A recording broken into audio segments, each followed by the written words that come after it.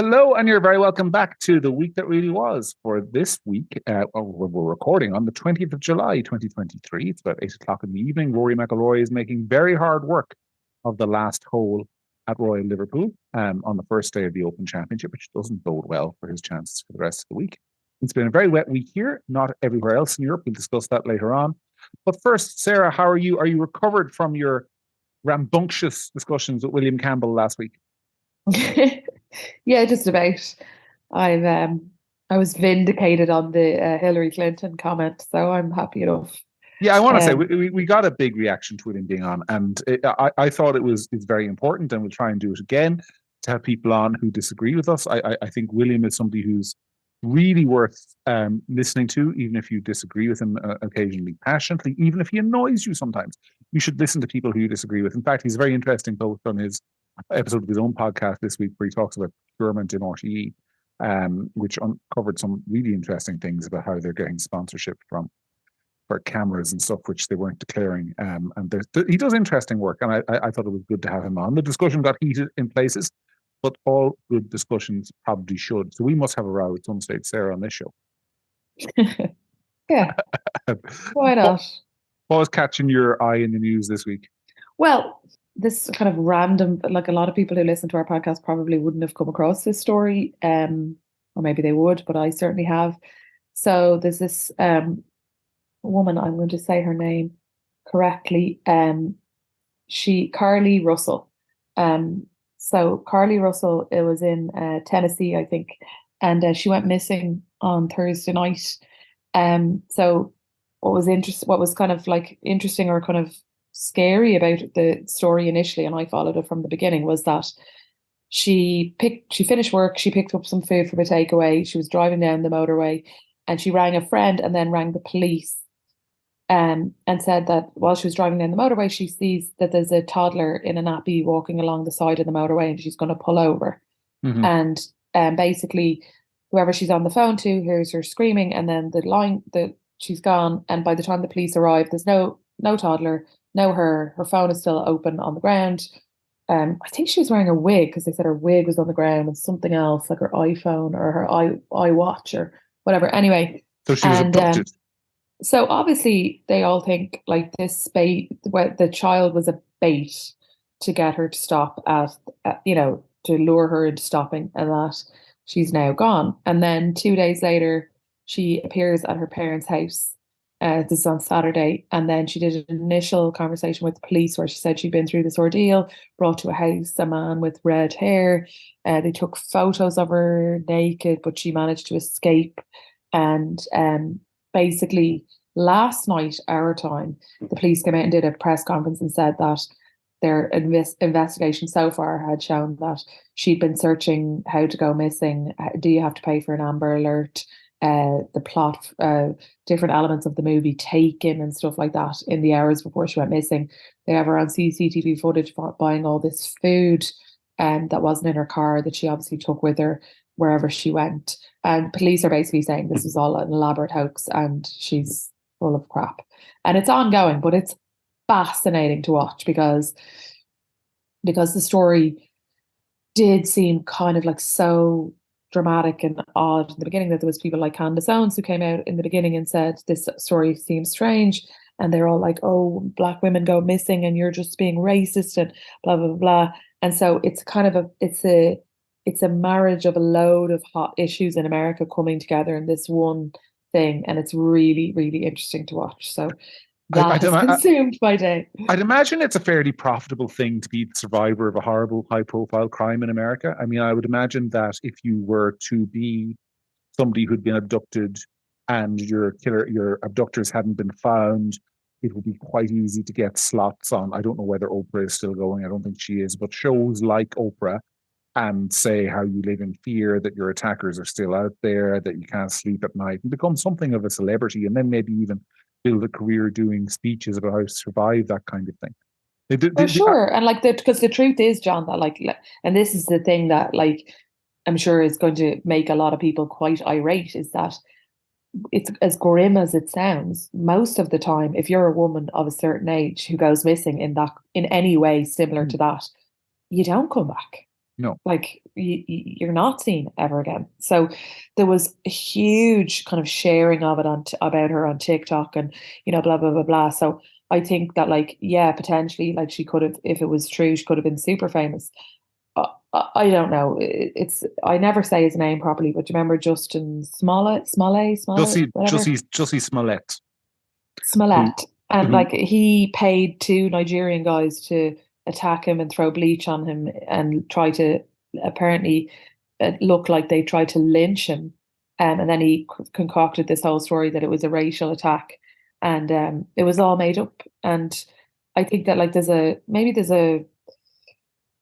I don't know, maybe there's a small amount of people who think that like being famous is the most important thing, or I don't know, but it's it's further evidence that the world is completely, some people have officially left the reservation. Yeah, I'd argue that it's more than that. I'd argue that there's a culture of victimhood as currency, Yeah. whereby if you, and I don't mean to get necessarily political about it, but if you look at sort of um, the way we structure our society these days, is that there's a hierarchy of inverse privilege, so to speak. It's a classic example of the perfect candidate for political office being the proverbial disabled Welsh lesbian. Hmm. That the more minority boxes you tick, the more victimhood boxes you tick, the more respected you are in society, and the more privileged you are, the more sort of wealth, or the paler your skin, the less privileged you are, and therefore there is a kind of perverse set of incentives to claim victimhood. I mean, there was a spike shortly after Me Too. There was a spike, a small spike, but a notable one in sort of false claims of sexual assault as well, if you remember. There were a couple of high-profile cases in the US and elsewhere of people making false claims. Um, and I think I think these things are inherently connected, that there are some people, a minority of people, who desire to be recognized as victims and will go to any lengths to do it. And this sounds to me like an extreme case of that. But I think it's also like there's a range, and in Ireland, like at a much, obviously a much like smaller level, but it's the same kind of principle, is that, like you'll see politicians and they trade on their, like, how small beginnings you had, the better, how whatever sad story you have, you walk to school in your bare feet and lick the floor for breakfast, like that's what you will like trade, you know what I mean? And like I've often seen like politicians coming out and saying things like, well, like I didn't come from this, and I didn't like Mm. go to a private school or whatever. Like I didn't go to private school myself, but I don't think there's anything wrong with private school. And I don't think that somebody is automatically more qualified to be, for example, a politician because they did or didn't go to private school. Do you know Mm-hmm. what I mean? And it's like, the more like the more victim boxes you tick on your victim bingo card, the better. And that Yeah. automatically kind of qualifies you to be a better politician. And to be honest, I don't think it's the only reason, but I think it's part of the reason why the standard is falling. I would agree. I would agree with that. And there are various conversations we have. And we'll talk about gender quotas some week on that, in that respect. Not because gender quotas are, not because I don't think women make good politicians. I'm talking to somebody who I think would be a fine politician, and there are many fine women politicians. But I think when you are picking people because they're women, I think the average quality of an individual woman in politics occasionally declines. Being really controversial here, which undermines the cause of more women in politics.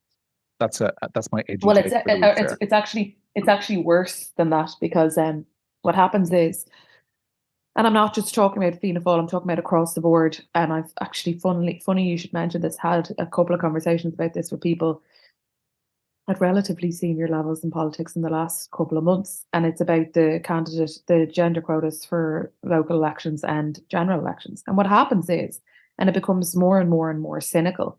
And again, not referring to any specific parties, but there are people, because they have to make that 40% number as it Mm-hmm. gets closer and closer and closer to the date of the election, the standard of what they need, because they lose funding otherwise. So the Mm-hmm. standard of what they will accept as a candidate gets lower and lower and lower. And what happens is that in the end, and I don't mean to be disrespectful to anybody, because I think like that people who shouldn't be running for office exist obviously in male and female form, but that people who have absolutely no business running an election end up getting plumosed and convinced to run. They get 100 votes, and the baseline, like the baseline results and the baseline of women in general, like on paper, gets lower. Then stories start to emerge like, oh, well, women don't actually vote for women and women don't do that well in elections or whatever. Yeah. And this becomes the kind of narrative, and it's not true.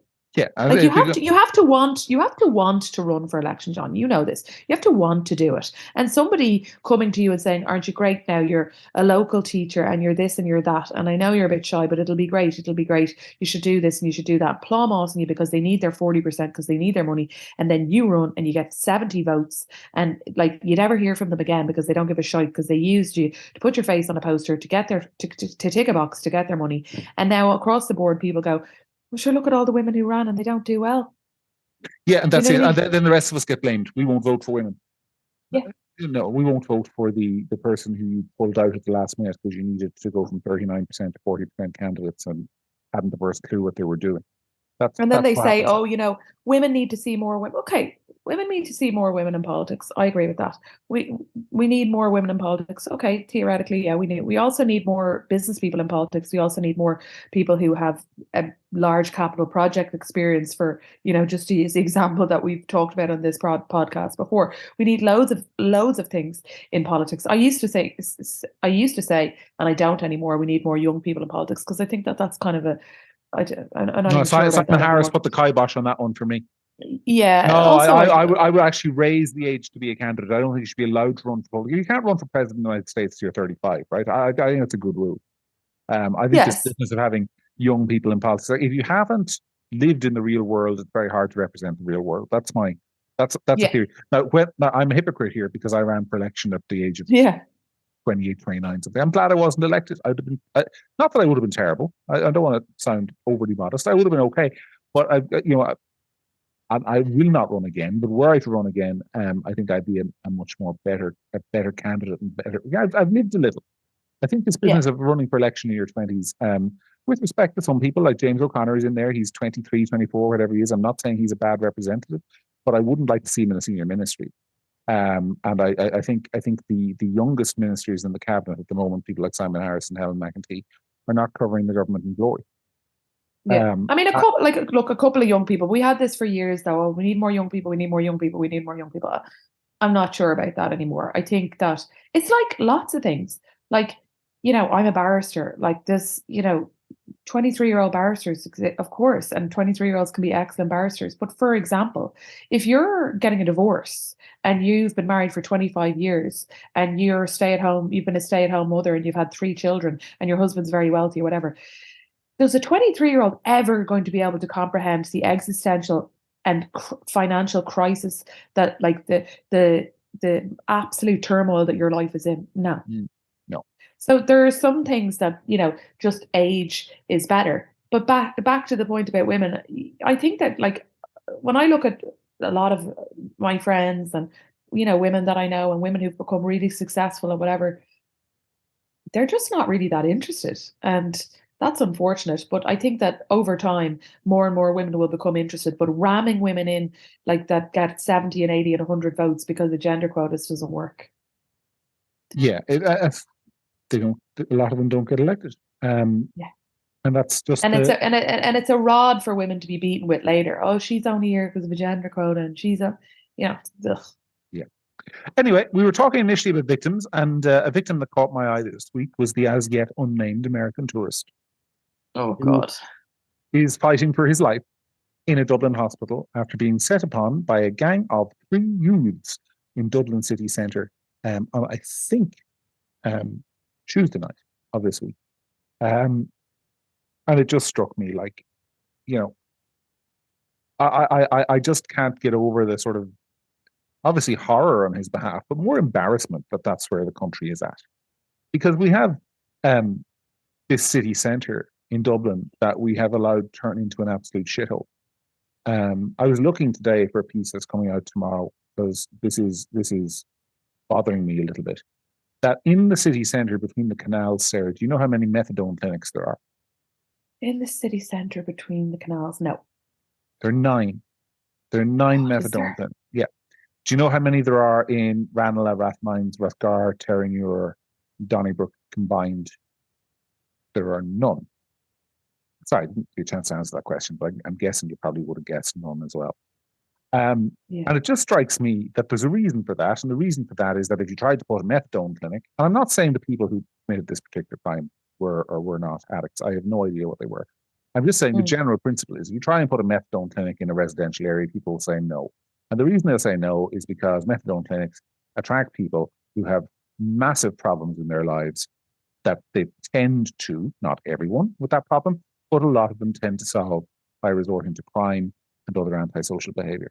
And we have taken the city centre, the jewel in our national crown, the place that is synonymous with the country, the centre of Dublin, our capital city, and we have placed a magnet for the people least suited to life in our society to draw them in there. At the same time, driving out all the people who don't want to live in the city centre anymore. And it just strikes me that that's just one example of how there's been no thinking at all about the centre of Dublin. If you compare O'Connell Street to, I was trying to think of major thoroughfares in Europe. Like there's obviously the Mall in London where all the national events take place. So you see the King marching down in his chariot with all the flags hanging down. There's the Champs Elysees in Paris, the Unter den Linden in Berlin. No, Las Ramblas in Barcelona. yeah, all those places. They have good. They're very well policed. They're immaculately kept. They're cleaned. They're a point of national pride. And I don't know how, as a country, we are not ashamed that something like this could happen to a tourist. In Again, by the way, again. And by the way, not just because he's a tourist. It happens every day of the week. Salts. Like you go on to there's a Twitter account called I think Dublin Live, and oh yeah, all it does is post footage of scumbaggery I happening by know. and large in the centre of Dublin every day of the week. There was an incident last week where there was a Garda who was just being verbally abused. He was on his own, he's been verbally abused by a person who didn't seem to me to be in his right mind on O'Connell Street, and then got assaulted by that person. And because the Oh, Garda is was this on, the one where the guy came off the bus yes, that one. and he just like absolutely rugby tackled your man to the ground and it was so satisfying to watch. Is It that was, one? but why was that Garda on his own? I know. Why was that And Garda on like his own? and by the way, in serious trouble. Like in a spot of bother there, I'd say. Mm. Until that absolute legend came off the bus and was just like, I'm not having this, and Yeah, just like wearing ended white the whole thing. jeans, by the way. Can be said. Yeah, I mean, you got to be a bit of a legend to wear white jeans. I tried it once, didn't work. But like, you've got to be, and got himself up, dusted himself down, got back on the bus, went about his daily business. I mean, yeah, that's no, he's the so hero. funny. But he was the only one on a public street come to the aid of a member of the Garda who was under attack. And I think that says a lot. First of all, about the state of the city centre. Second of all, about our pride in the city centre as a country. I mean, I just don't think you would see that kind of thing. I mean, Paris and London have got their problems, right? You take the train in from Paris, in from Charles de Gaulle, you go through some pretty rough areas. But Yeah. the center of the city, which they regard sort of as like the advertisement for France, the internationally recognized, the Arc de Triomphe, the flags, the Eiffel Tower off one side. Like you don't see that kind of stuff there. It's safe. Our capital city is unsafe for people to come here, and we should be mortified by that. And Helen McEntee should be ashamed of it. Yeah, and I mean, look, like even if everywhere else was, equally or worse than the capital city that we had, it doesn't really matter, John, because this is our capital city, and we should give a toss about it. And we discussed it on the podcast a couple of weeks ago. And I definitely had a couple of comments from people on Twitter saying to me, "Oh, it's always been rough." Yeah, it's always been rough, but it's rougher. It's always been had problems, but it has more. It's always been sometimes dirty, but it's dirtier. It's always sometimes smelled like piss. Now it smells like piss all the time. Like, it's definitely worse. There's a vibe, there's a feeling, there's a menace to it that's getting worse and worse and worse. And nobody, I saw the minister comes out today and it was literally like, do they just change the name in the press release now, because it was the exact same words as when the Ukrainian was the Ukrainian who got his bitten and his head kicked in a Mhm. few weeks ago. Yeah. It was just the same kind of platitudes. Oh, we will strike down on this and we'll be very firm. And if anyone knows anything about this, sure, let us know. The same platitudes, the same thing. And ultimately, there's a whole cohort of people who exist in the city centre doing what they want with absolutely no fear of any kind of Yeah, it should be said, but it consequence. should be said, by the way, this guy's in hospital with critical injuries after having been attacked by three people. That, like, you don't get critical injuries from three people without a sustained beating. Like this was an assault that obviously went on for 3-4 minutes in the middle, Life-changing injuries. life-changing So, injuries.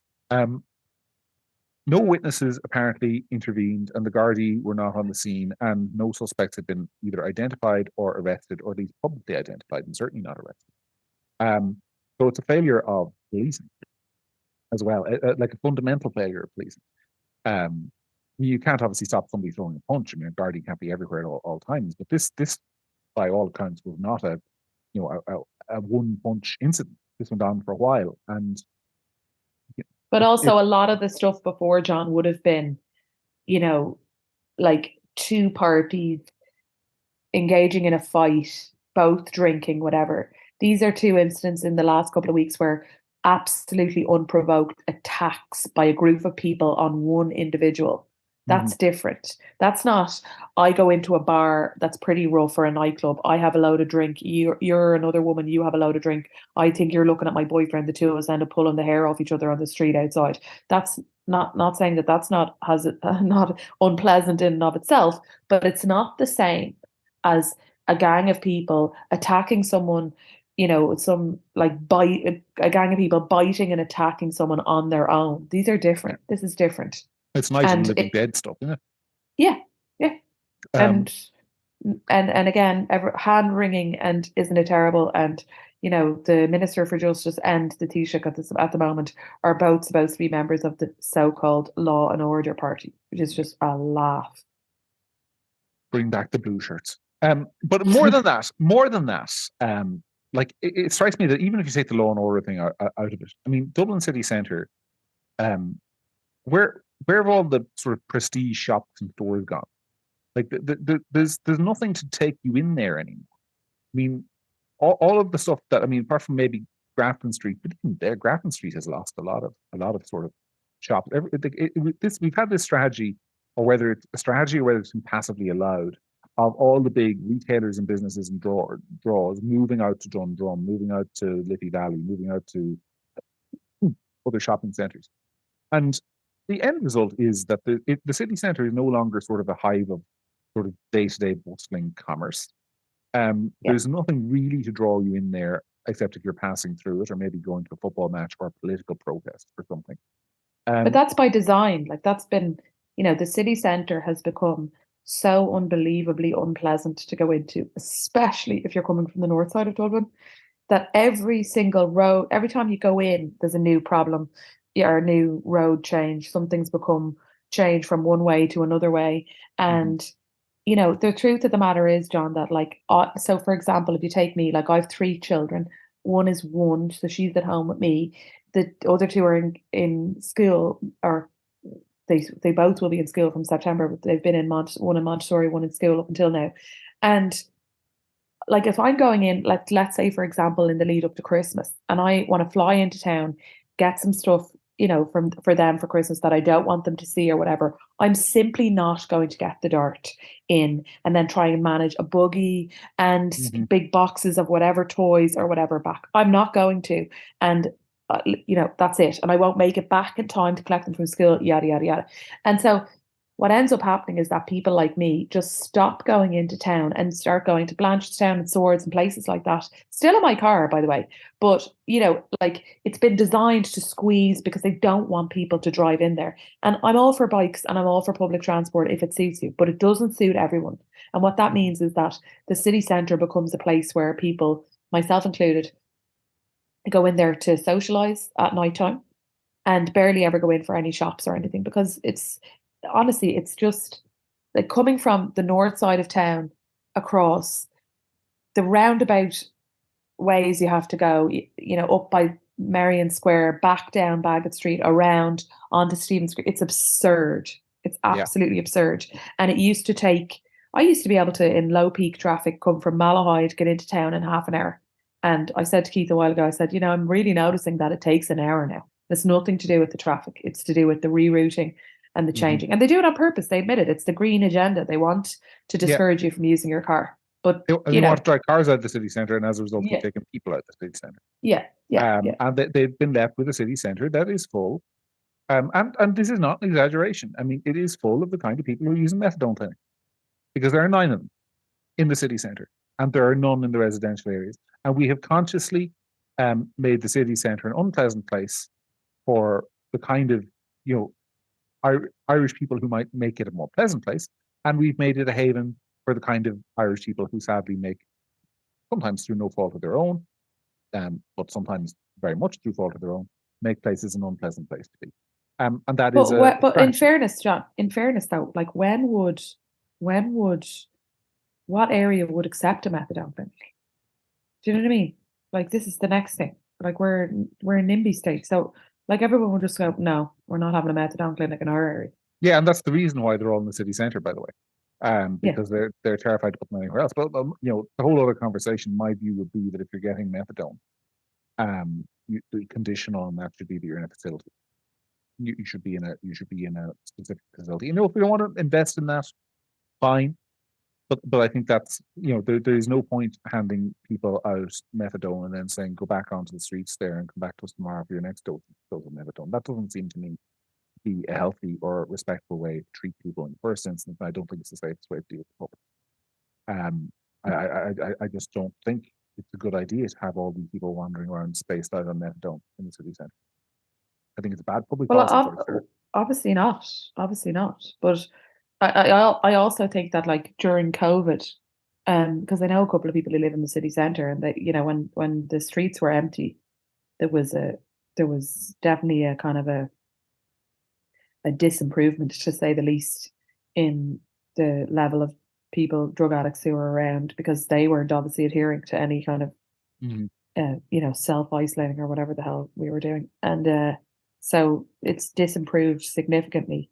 And I don't know. I mean, at the moment, because of the dollar or whatever, like, I've noticed a huge amount of American tourists around the city centre, and the price of hotel, because they're doing so well, like, thank God they're attending our city and paying those astronomical prices for hotel rooms. And, like, word gets round, and, like, the last thing you want is for Dublin to start getting a reputation of being a place that tourists shouldn't go to. No, it's going to get that reputation. It's definitely going to get that reputation. If this kind of thing starts happening. But even talked about before, being in other cities in Europe this year, and there's no comparison. And there's nothing to do with the beauty of Dublin. It's not an anti-Irish thing. We have, we're a very beautiful city if we chose to show it off in the right respects, but we don't. We have a place that we have mismanaged and allowed to become a bit of a dive. So anyway, to one of my world famous transitions, you'll be escaping it. Go presumably somewhere hot on your holidays, but just how hot, Sarah? Where are you heading? Greece. Lord of mercy. Same place. Do you know, I was watching that news this week, and I'll tell you now, I'd be worried. I'd be worried to go anywhere foreign at the moment. I hear people are actually being cooked alive in foreign countries. Well, I'll tell you, I'll look at my phone here. So I go to a place in Crete that my auntie has lived, and I've been going there since I'm literally born. My mum has been going there since she was a teenager. It's not very touristy, and we've all been going there for years. And your Cretan retreat. My Cretan retreat. It's 20 right now. It's 29 degrees there. So for the next few days, the highs are 32, 34, 35, 37, 35, 33. Yeah, 30s. 33, 31 on Saturday. So between 26 and 31. So very, like, average kind of for what I've experienced. But definitely when I was growing up, and even like a few years ago when I was pregnant with Connor, when I was there, it was, very much not unheard of for it to be 40, 41. I'm not convinced. I'm watching the news this week, Sarah. I'm telling you, it's unprecedented. The world is on fire. We might only have a few months left That's very much been the tone of the news coverage this week. So I was No, looking back. Go ahead. weather is the new COVID. It's the new porn. It's the new news porn. We love it. Bring back the old Every porn. That's single what I think. ev- every single radio station that I turned on this week when I was in the car was talking about the weather, That was a and it joke, by the was way. I don't need to bring back the old porn, but I got that. But as I tried to entertain a 1-year-old, a 4-year-old, and a 6-year-old while it pissed rain outside day after day after day, every radio station I turned on talked about the absolute unbelievable heat wave that we're experiencing yeah, and across Europe and how the world is ending. this is another example of the Dublin-centric media, Sarah, because I didn't hear a single thing on the radio all week about the rain crisis in Tipperary. Because let me tell you, it has not stopped raining here for about 3 weeks. Yeah. It has been unbearable. Um, but to get into the bigger point, I was looking back through history and recorded temperatures this week because I was interested to see just how unprecedented this stuff is. Do you know in 1808 in England it didn't rain for 7 months in parts of Sussex, and 1540 I think 100,000 people died across the continent at a time where 100,000 was a much bigger proportion than it is now of the population from heat exhaustion as temperatures hit 38 degrees centigrade in Paris. Like What I never understand about that though is though, how do they actually have like what was the method that they used to measure I think the temperature? mercury thermometers have been around for a long time. They were once, Really? I think, the preserve of the uber wealthy. They have been around for a long, long time. I don't know if they measured the temperature in 1540. I might have that one wrong because I don't have it in front of Yeah. me. But definitely it was super hot, and they did measure it in the 1800s in England and one of the big heat waves in the early part of that century. These things are not unprecedented. There's this talk going around at the moment that this the hottest year ever. It's not. Um, and it just strikes me that the panic is off the charts. I saw the Journal this week running a piece, one of their polls. They do the polls. Gript does them as well. They're not scientific, but they do give you a sort of a sense of where your readership's at. And they ask Mm. people, are you experiencing climate anxiety or how anxious are you about the climate? And they had 4 options ranging from kind of like barely sleep, worrying about the climate to don't think about it at all. And just under half of people who read the journal and vote in their polls, which may not be a fair representation of the population, but I think is a fair representation of sort of younger people who I think read the journal more than other outlets, said that they were experiencing climate anxiety. And it strikes me how circular this is, that the media on the one hand says, oh, there's a terrible problem of climate anxiety amongst the youth. And at the same time, they're running stories every other day about how the world is cooking and it's unprecedented and, people will barely able to survive and there'll be no tomatoes and we'll all end up like Mad Max in a few years unless we all switch off our lights at 6 o'clock. But it's Like, actually horrible as well because it really makes people like frightened, like yeah, vulnerable people. And it was COVID, and then it was like I have a friend who, you know, and like granted, I'm pretty sure as things go, the winter that we just had was fairly mild, all things considered. If you were comparing it to other years, there was no big snow, certainly not in Dublin anyway. mhm, Um, but that she went into her mother's house in kind of, let's say, sometime around September, October last. And her mother was sitting, at the kitchen table with her coat on, an elderly woman.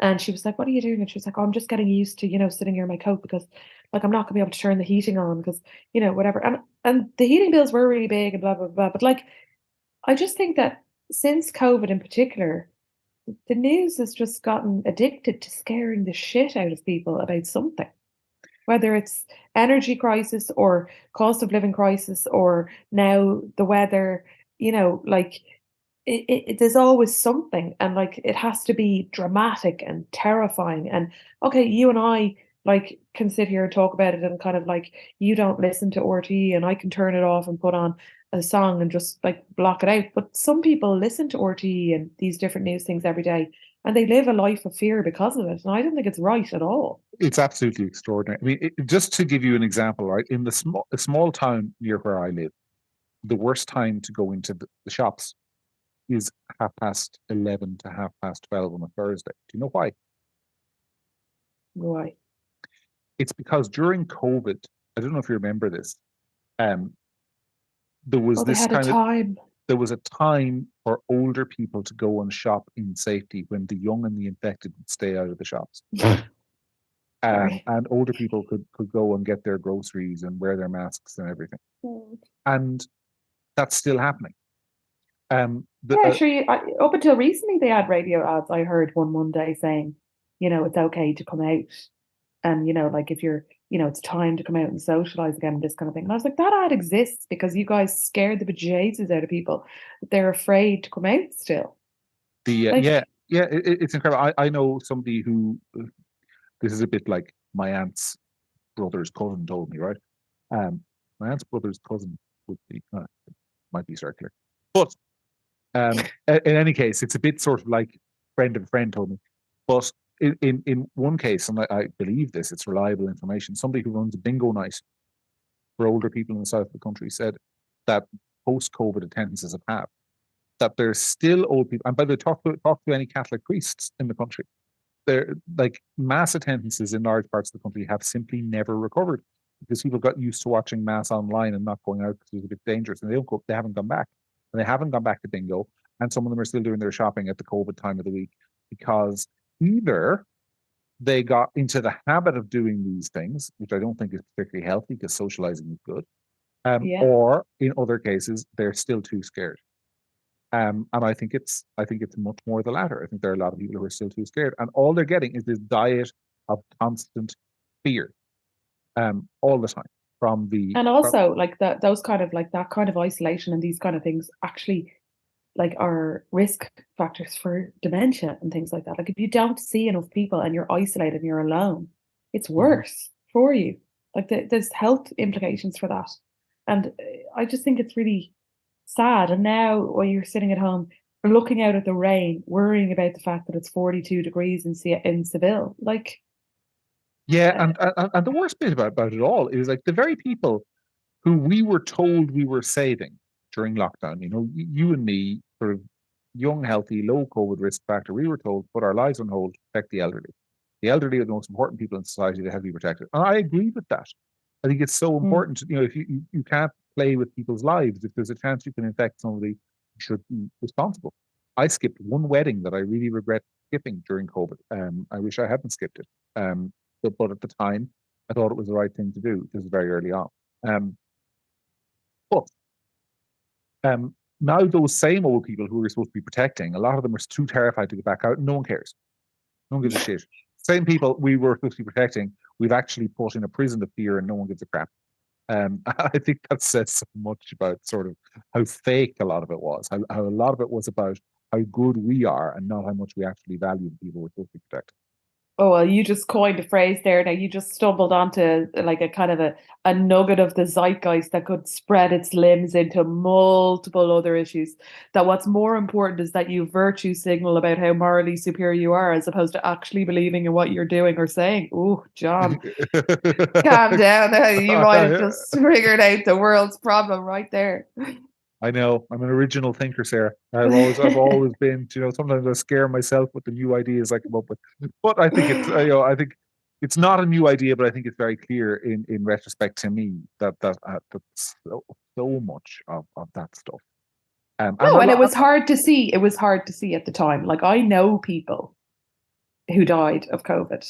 Like, and one in particular, a very good friend of my dad's and mine, and the father and the uncle of close female friends of mine, he died of COVID. He was a healthy man in his early 60s, non-drinker, non-smoker in the Ireland. He just was one of those people who he died, and it's still catastrophic for his family. And so, there was elements to the COVID thing. Like I was watching last night actually a documentary about remember this thing in Italy, Meredith Kercher, the murder of Meredith Kercher.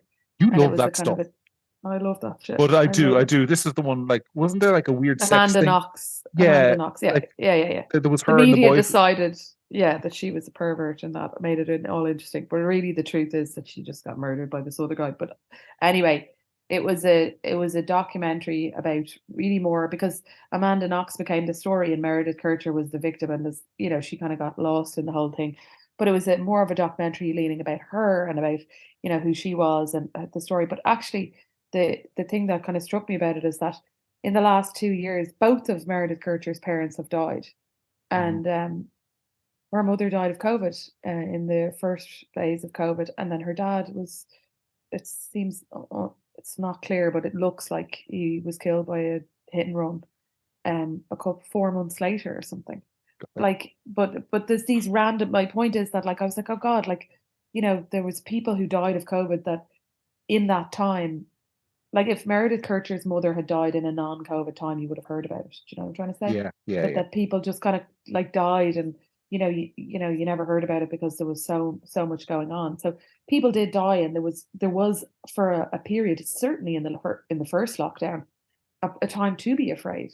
But Mhm. then it just became Scareburn, and certainly in Ireland and in other countries, it wasn't just an Irish thing.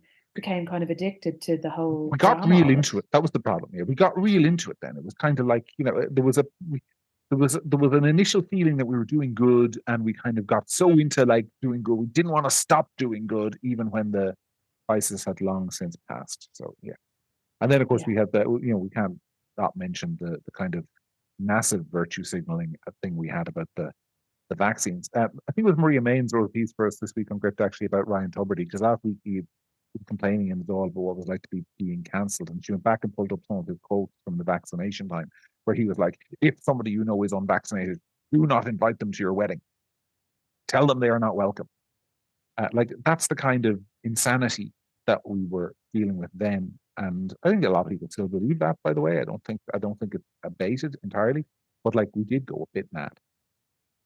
Yeah, More we than did. I mean, look, like there was two sides. Like I know somebody, couple of people who just point blank refused to get vaccinated, and I'll be honest and say, particularly at the time when you had to have a vaccination cert to do anything or go anywhere, it was irritating because there was a Mhm. couple of things they were trying to organize, and this particular person couldn't come because they didn't have a vaccine. This kind of nonsense, and I was just like, oh, for God's sake, like, what is this crap? So there was definitely, but I certainly wasn't going around suggesting that these people be, you know, lynched or whatever, like the carry on. And like, Ryan Tubridy was certainly a anti-vax rabble rouser.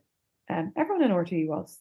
An We loved it. anti-vax rabble rouser. He And wasn't an and anti-vax. He was an anti-vaxxer rabble rouser, or more the point, because a lot of people didn't get vaccinated weren't anti-vax per se. They were just a bit cautious about taking a vaccine that had not been through. I mean, this is just I took three of mine, so I'm not trying to whip up anything, but yeah. like it hadn't gone through the rigors of a normal sort of medication goes through, and they were Well, nervous. and also, John, like this is the thing as well. Like I got vaccinated. I got vaccinated.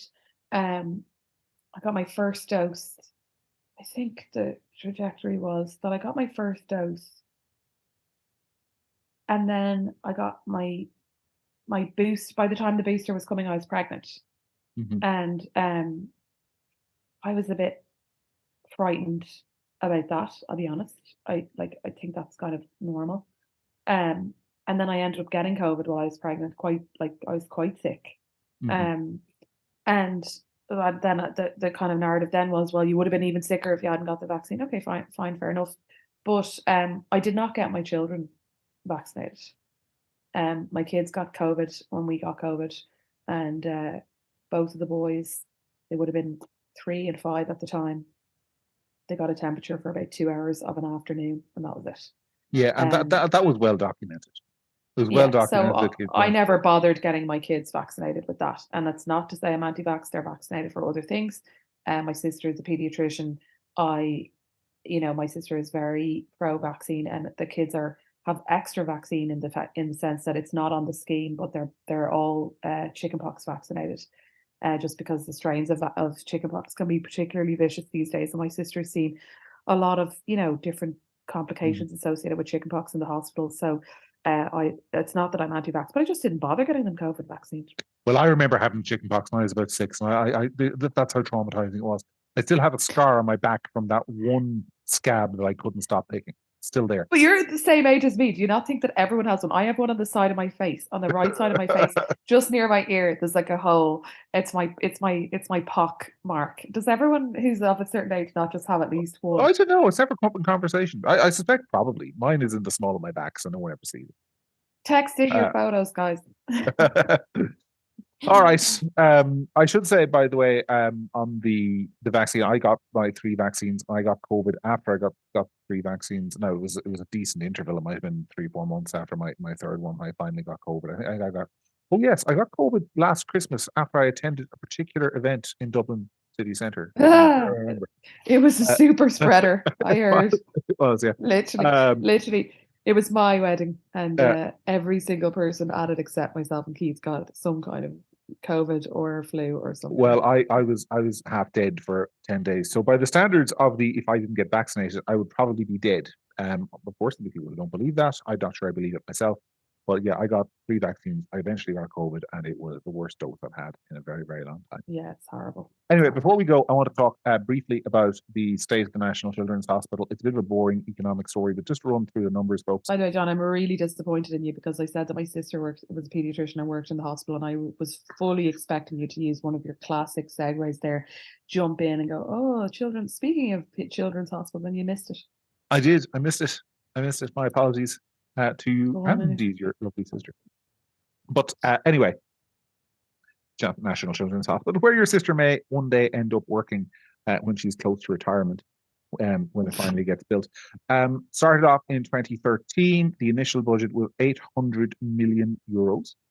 It was supposed to be built by 2018, I think, initially. Then that was revised back to a cost of 1.5 billion and an opening date of 2023.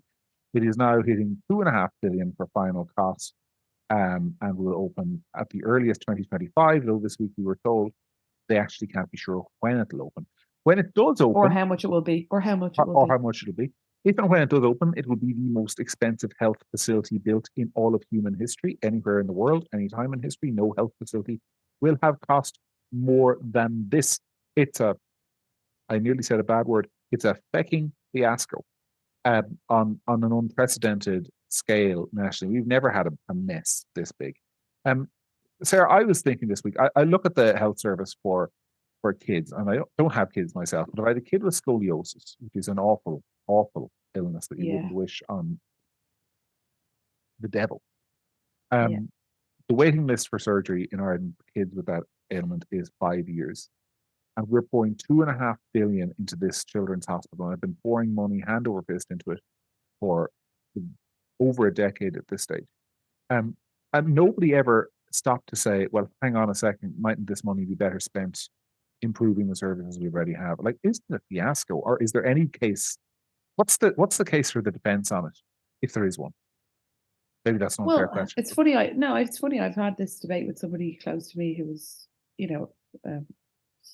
advocating for it and saying that it's, will be, quite incredible and the most state of the art hospital you've ever seen, and it'll be, insanely good and great. So, I mean, I suppose there's an argument to be made that it will be the best of the best, and just wait, you'll see. I mean, okay, fine, but I don't think that that's really the thing that gets, that pisses people off. I think it's the way in which large capital projects are managed in Ireland, and the waste, and like, people on that project continue to be paid when they weren't working during COVID. No doubt, especially in the aftermath of some of the RTE stuff, no doubt that eventually there's journalists right now, researching stories about how money is being spent on that project and how it's gotten so out of control. The accountability and the fact that somebody would, summon up all of the audacity they have in their body to go onto the radio and say that they don't know when the project will be over and they don't know how much it will cost, that like laissez-faire attitude to spending and on capital projects wouldn't exist in the private sector, and just doesn't happen. Well, I'm sure it does happen in other countries in the world. I can't speak for all of them, obviously, but it's maddening. And you like, if there was a private organization managing a project at this scale, or half this scale, or a quarter of this scale, and these kind of questions weren't able to be answered with the opening of a spreadsheet with a bottom line figure and somebody keeping their finger on the pulse of exactly what was going where and who to whom and for how long, that project would be immediately paused and there'd be an investigation. And we just accept it. We just accept it. It's just like, oh, well, and maybe it will be great. And I hope it is great. I hope it is great because, we need a really good, children's hospital. And as you say, there's lots of children with various illnesses who've been waiting inordinate amounts of time for treatment. But, 2025, you said, like, my gut, like, if I had to pluck a figure out of the air, listening to what I listened to on the radio and a couple of conversations, if you don't know how much more it's going to cost, to me that having worked in large capital projects myself, to me that translates as you don't know how long it's going to take, you don't know how much it's going to cost, and that to me feels like 2025 plus 3 minimum. Yeah, like and 2.5 billion plus possibly another 500-600 million being conserved. But it strikes me the other problem is now that the people running the project or the people contracted to build it have the government by the short and curlies because of the sunk cost fallacy. Because you can't bring them in and say, right, well, that's it, we're pulling the project.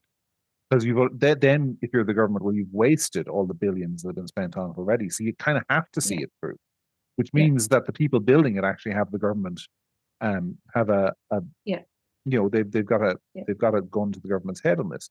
So I mean, but now you're up shit's creek with no paddle, no spreadsheet, no accountability, and no plan as far as we can see.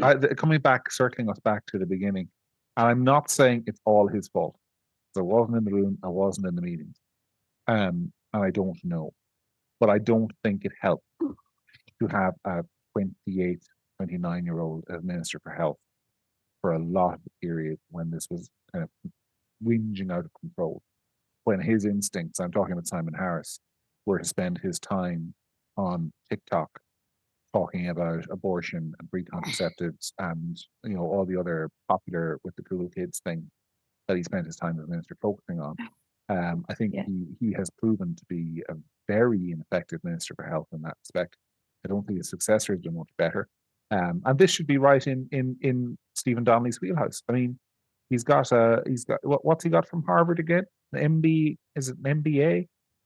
He's got some kind of master's in business from Harvard. This is the kind of thing that should be right in his wheelhouse, large capital projects. And on his watch, it's going completely out of control again, and there is no accountability. And one of the reasons there's no accountability is because this is one of those projects in Ireland where at the beginning, it's like Launchacare is the other big health initiative. Every party supports it.